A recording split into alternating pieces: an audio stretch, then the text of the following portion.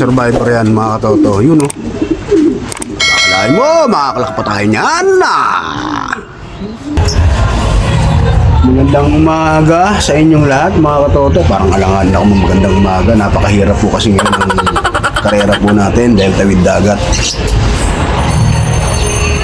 Ang hagis po natin ngayon bilang ikatlong lap sa ating club ng FPR ay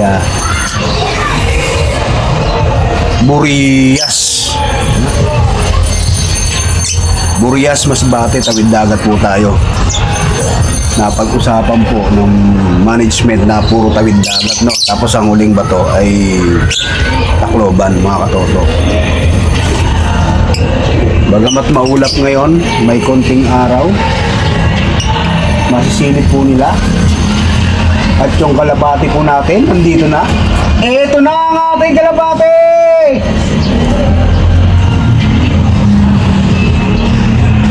Ayan na!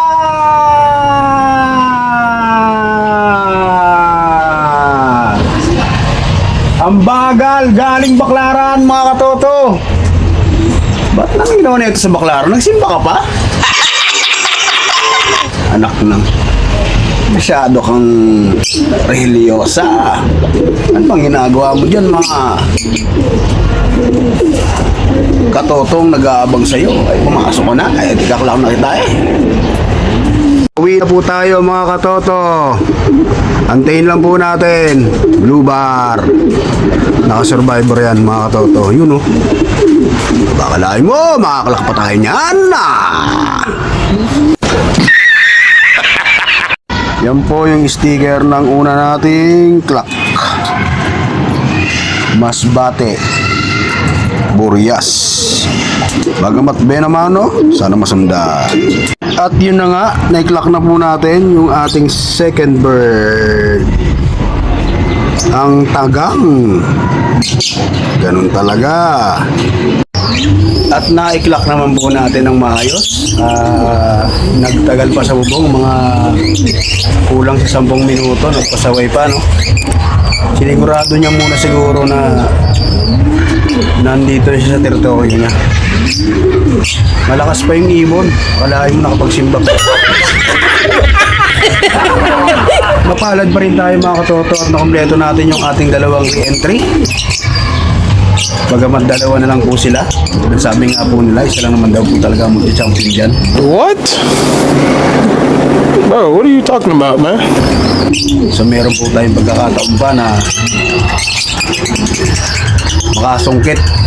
No, may 2,000 pa tayo eh. Itong papala rin.